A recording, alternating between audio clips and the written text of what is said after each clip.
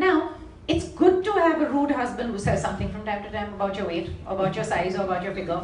It's good to have a wife who sometimes looks at another guy and makes you feel like, what about me? And then you realize, okay, I look a certain way, but that guy looks like, I don't know, Hrithik Roshan, so I better step up, right?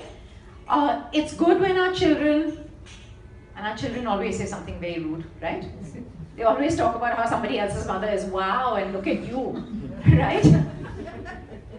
So they have the rudest things to say, it really hurts. It's super because it gives you the motivation to do something about yourself. When you have a wedding, a daughter's wedding, whatever, you want to look your best. So these motivators are very good. It gives you a benchmark to work towards. But if that's it, and if that's all, it's not going to last too long.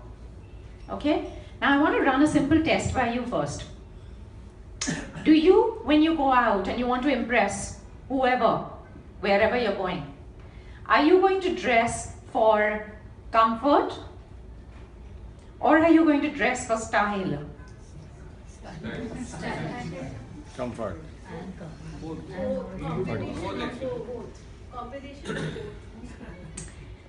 If you thought you were dressing for style, you have a bit of a problem. If you thought you were dressing for comfort, super. I'll tell you why. When you're dressing for comfort, it's just a test. You know that you've gotten to a stage in your life when, this was very famously said by Katharine Hepburn and Eleanor Roosevelt as well before her, that the only opinion that counts is the one that I have of myself. Okay? That's not an arrogant statement. I'm not saying I don't care about what anybody thinks of me. People who say that care the most. Okay? But when genuinely, in all humility, you feel that your opinion of yourself is the most important opinion of all, that's when you realize, my God, what is fitness doing for me? What is it doing for my health? It's taking me to a totally different, superior level. I look 20 years younger. My body works fantastically. My brain works fantastically. Fitness in terms of exercises on the body does a lot for the mind, by the way. Okay? That's a separate topic. You'll find that you never get tired. You look fantastic. You're totally in shape. You feel amazingly awesome about yourself. The whole world looks at you very differently. Your spouse, your children, your colleagues, your friends, everybody treats you very, very differently. You can quite imagine that, right? Okay? But if you said right now I dress for style, yeah, then you've still not gotten to that stage of maturity where you realize Indian vegetarians consume 2 to 3 times more protein than their bodies require. Even Indian vegetarians, okay? How is that? Why is that? Through your dals or your lentils, sprouts, milk products, you're getting ample amounts of it. An excess of protein is immediately converted by the body into fat. One big problem, okay? 2, very heavy on the kidneys and the liver to process. Health issues as well, right? So, do you not need any protein supplements? No, you don't need any protein supplements. Who needs protein supplements? Only heavy bodybuilders, training for competition, etc. Otherwise, you don't need it at all. Even if you're going to the gym regularly, you have a great body, you're much younger, so on and so forth, you still don't need it. Right? Okay. Next, it's at the highest. Why do you look at people, young kids, and say, oh, she just eats anything and everything and never puts on any weight? Because it's true. When we're younger, we burn a lot more energy. As we age, the basal metabolic rate starts falling. Okay? So as we age, it gets harder and harder to maintain the same body, the same figure, the same tone, etc., the same weight as we previously did. In that, we feel that, oh, we've plateaued. That's one part of the problem. The other part of the problem is that if you're doing 1 or 2 activities, which most likely we are, we don't really venture too much more out of that regime.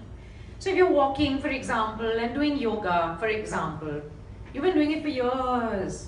Of course the body's gotten used to it. If nothing changes, don't we get used to anything in life? We get used to our husband and wives nagging. We get used to anyone and everyone. Our boss is going on and on. We turn a deaf ear. Yes, we just get used to anything in life. So of course you get used to it. then you need to up the ante. You've got to change things around or increase your workload. If I'm going for a walk, I may go faster, I may go longer, I may use light weights. If I'm doing yoga, I may take on more difficult asanas, up it in some way or the other, or switch the activity for a while. That's when you start finding that you fall again in terms of fat loss, inch loss, tightening, toning, all of it. Yeah? Okay, now, I wanted to talk to you a little bit about motivation. Water. Okay, water.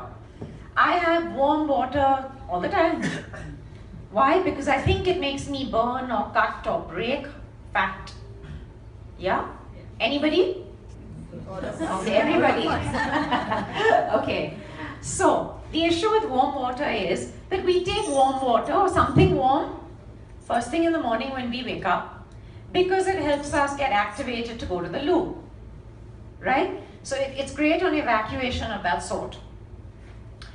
That is only what's already in your gut. That's only what's already in the intestines. That's going to be removed.